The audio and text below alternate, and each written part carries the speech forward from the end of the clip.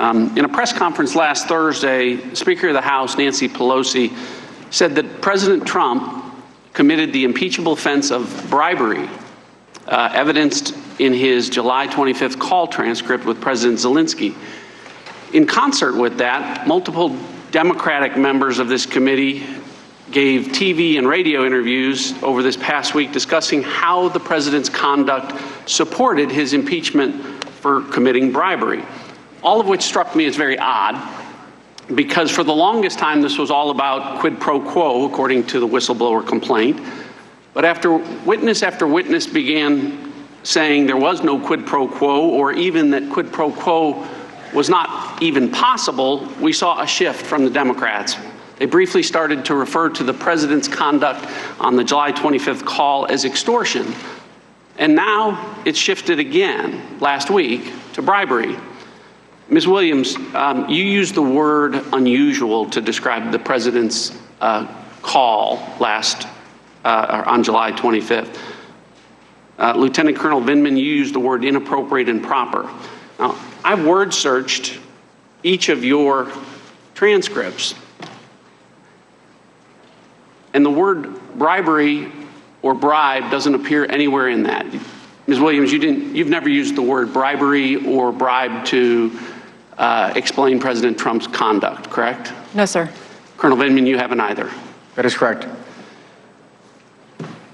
The problem is, in an impeachment inquiry that the Speaker of the House says is all about bribery, where bribery is the impeachable offense, no witness has used the word bribery to describe President Trump's conduct. None of them. These aren't all of the deposition transcripts. These are just the 10 that have been released. 6 weeks of witness interviews in this impeachment inquiry, hundreds of hours of testimony, thousands of questions asked, thousands of answers given.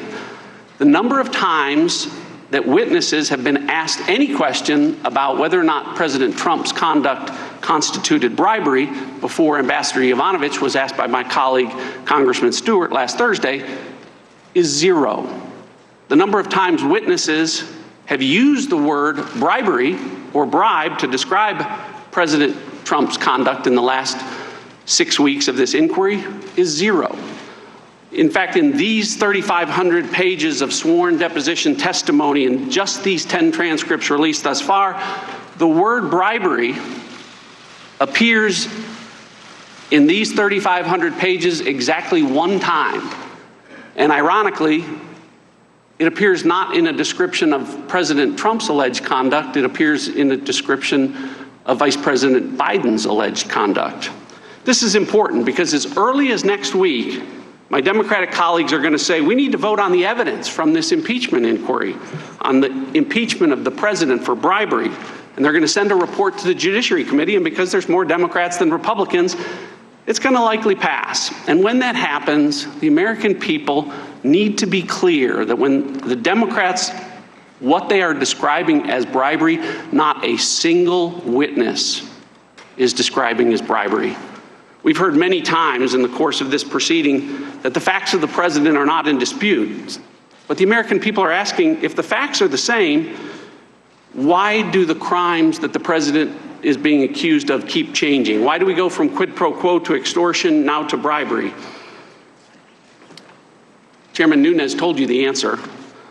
The answer is polling. Washington Times asked Americans what would be the most damning accusation, and it didn't come back quid pro quo, it didn't come back extortion, it came back bribery. So this case is all about bribery. Look, it's bad enough that the Democrats have forbidden White House lawyers from participating in this proceeding. It's hard enough to defend yourself without your lawyers present. But what's even worse is trying to defend yourself against an accusation that keeps changing in the middle of the proceeding.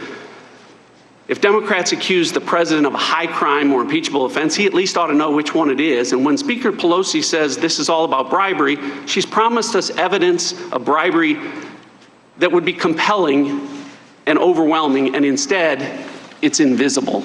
I yield back. Ms. Sewell.